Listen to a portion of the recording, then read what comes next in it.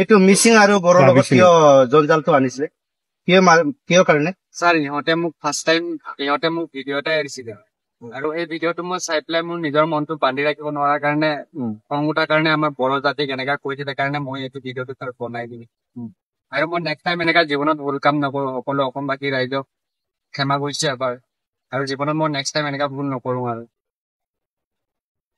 এতিয়া যি কৰি আছে এতিয়া তই অনুস্থাপ হৈছে কৈছো ছাৰ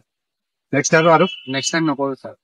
আৰু কৰিলে জীৱনত নকৰো ছাৰ আৰু কৰিলে আৰু মোক নেক্সট টাইম ক্ষমা নিদিব ছাৰ আকৌ মাৰিম নাকি নালাগে ছাৰ আকৌ মাৰিব লাগে তন্দৰ কাৰণে আমি ইমান লাচৰ কথা হৈছে এতিয়া বুজি পাইছো নকৰো আৰু ছাৰ এইটো ভুল হৈ গল আৰু ছাৰ আৰু নেক্সট টাইম জীৱনত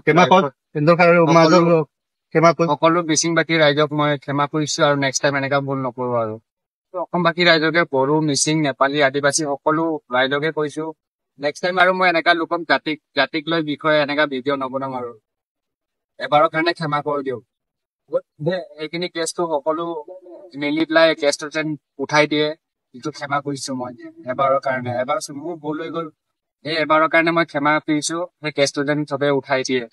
সকলো অসমবাসী ৰাইজে আৰু নেক্সট টাইম মই এনেকা জীৱনত ভুল কাম নকৰো ঠিক আছে